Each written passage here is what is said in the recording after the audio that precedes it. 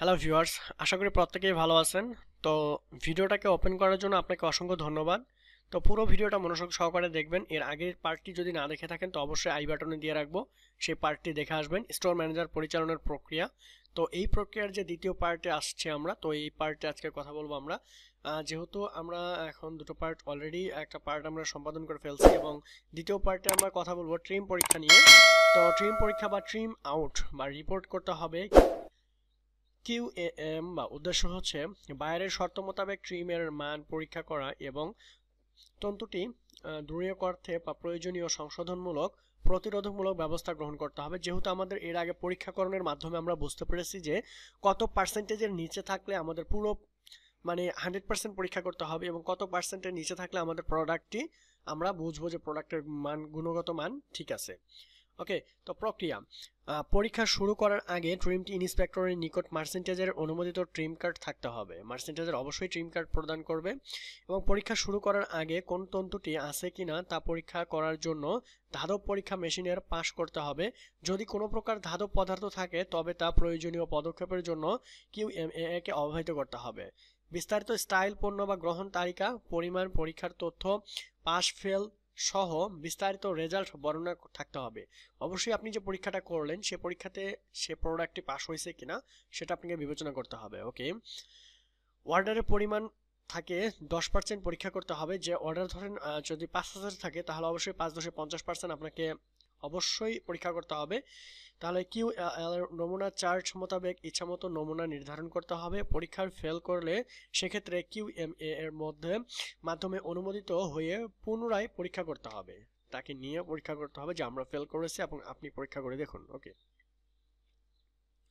6 হচ্ছে বায়ার থেকে অনুমোদনের জন্য সংশ্লিষ্ট মার্চেন্টেজারের নিকট প্রত্যাখ্যান নমুনা প্রদান করতে হবে। যেহেতু আমরা প্রোডাক্টটা ব্যবহার করতে পারছি না সেক্ষেত্রে তাকে জানাতে হবে এটা। তাহলে এনআরসি এর উপর ভিত্তি করে নন কনফার্মিটি রিপোর্ট করতে হবে এবং প্রত্যাখ্যান মালামাল আলাদা প্রত্যাখ্যান এলাকার মার্ক করে সংশ্লিষ্ট চিহ্ন রাখতে হবে যে এই মালামালটা আমরা প্রত্যাখ্যান করব। তারপর স্টোর ম্যানেজারের সঠিক প্রত্যাখ্যানত পরিমাণ উল্লেখ করে মার্চেন্টেজারকে অবহিত করে ইমেইলের মাধ্যমে ট্রিম পরীক্ষার রিপোর্টের মাধ্যমে তারপর হচ্ছে মার্চেন্টেজার থেকে নিশ্চিত হওয়ার পর প্রত্যাখ্যান মালামাল চালান এর মাধ্যমে সরবরাহকারীকে ফেরত পাঠাতে হবে। অবশ্যই সবকিছুই ঠিকঠাক থাকতে হবে ডকুমেন্টসগুলো। ট্রিম ফেরত প্রদান বিষয়ে স্টোর ম্যানেজার অবশ্যই ট্রিমের ব্যবস্থা বা অবস্থা দেখবেন এবং সেই মোতাবেক রেকর্ড হালনাগাদ করবেন। পরবর্তীতে যে ট্রিম আসবে তার 100% পরীক্ষা করতে হবে। যেহেতু আমরা একটা রিজেক্ট পেয়েছি অবভিয়াসলি এখন 100% সেটাকে পরীক্ষা করতে হবে। ওকে, তাহলে কাপড় ও ট্রিম স্টককরণ বা সম্পাদনকারী স্টোর কিপারের বা স্টোর ইনচার্জ কাপড় পরীক্ষা পাশের পর বায়ারের মতামত মোতাবেক স্টোর করতে হবে এবং সেই মোতাবেক স্টোর কিপারের তদারকির মাধ্যমে বিন কার্ড হালনাগাদ করতে হবে এবং একই সময়ে অবশ্যই রেজিস্টার হালনাগাদ করতে হবে। যদি কাপড়টা আমাদের ইন্সপেকশন পাস হয়ে যায় 100% আমাদের প্রোডাক্টের গুণগত মান ঠিক থাকে তখন আমরা স্টোরজাত করব প্রোডাক্টটাকে এবং যদি আমরা একটুও ফলস পাই তাহলে ওটাকে আমরা কি করব, আবার ফেরত প্রদান করব। যেহেতু আমাদের এটা মার্চেন্টেজারকে অবহিত করে এটাকে ফেরত পাঠাতে হবে যেহেতু আমাদের প্রোডাক্টটা কাজে লাগতেছে না। কাপড় কাটিং এর প্রদান বা কাপড় আমরা কিভাবে কাটিং করব, সম্পাদনকারী হচ্ছে স্টোর কিপার, রিপোর্ট করতে হবে স্টোর ইনচার্জ। ওকে, এই প্রক্রিয়া শুরু করার আগে স্টোর কিপার অবশ্যই কাপড় পরীক্ষার রিপোর্ট সংকোচন সেট রিপোর্ট করতে হবে। কাটিং ম্যানেজারের স্টোর চালনা প্রস্তুত করবেন এবং সেট সংকোচন, প্রশস্ততা ও লট মোতাবেক প্রয়োজনীয় কাপড় এর চাহিদা কাটিং সার্ভিসের এর মাধ্যমে স্টোরে পাঠাবেন। সার্ভিসার স্টোর ম্যানেজারের নিকট স্টোর এসআর প্রদান করে অনুমোদন গ্রহণ করবেন। তারপর কাটিং সার্ভিসার স্টোর কিপারের নিকট এসআর দিবেন এবং স্টোর কিপার এসআর মোতাবেক কাপড় প্রদান করবে। একটা কাগজ যেটাকে আমরা বলি বা আমরা বলতে পারি রিকোজিশনও বলতে পারি। আপনি জমা না দেওয়া পর্যন্ত স্টোর থেকে আপনি কোনো প্রোডাক্ট নিতে পারবেন না, কারণ তাদের সবগুলো প্রোডাক্ট একটা হিসাবের আওতায় আছে। যেহেতু আপনি যদি আমরা কোনো দোকান বা শপে যাই, শপ করার জন্য অবশ্যই টাকা দিতে হয়। সেক্ষেত্রে আমাদের যেহেতু অফিসিয়াল একটা নিয়ম থাকে, সেক্ষেত্রে কোনো রিকোজিশন আপনি যখন সাবমিট করবেন তখন আপনি স্টোর থেকে কোনো প্রোডাক্ট আপনি নিতে পারবেন। প্রদানের পর স্টোরম্যান অবশ্যই প্রদানকৃত পরিমাণ মোতাবেক এসআর অনুযায়ী রেজাল্ট এবং বিন কার্ড হালনাগাদ করবেন। যদি কোনো কাপড় কাটিং শেষে অতিরিক্ত হয় তবে কাটিং ম্যানেজারের বা ম্যাটেরিয়াল বিন কার্ড চালানের মাধ্যমে অতিরিক্ত মালামাল স্টোর ম্যানেজারের নিকট পাঠাবে। যদিও বা কাটিং সেকশনে আমাদের কোনো প্রোডাক্ট বা আমাদের অ্যাক্সেসরিজ বেশি হয়ে যায়, সেগুলো অবশ্যই স্টোরে আবার পাঠাতে হবে। ট্রিম উৎপাদন লাইনের প্রদান। আসলে ট্রিম কিভাবে আমরা ট্রিমটাকে কাজে লাগাতে পারি সেটা দেখব। অনেক বড়, জানি না টিউটোরিয়ালটা একটু বড় হয়ে যাবে, লং প্রত্যেকটা বিষয় একটু টাচ করার চেষ্টা করতেছি এবং আমি জানি না আসলে এই টিউটোরিয়ালগুলো আপনাদের কতটা উপকারে আসবে। যদি উপকারে আসে তাহলে তো অবশ্যই আমি খুশি হব এবং নেক্সট ভিডিওগুলো তৈরি করার একটা আগ্রহ বেড়ে যাবে।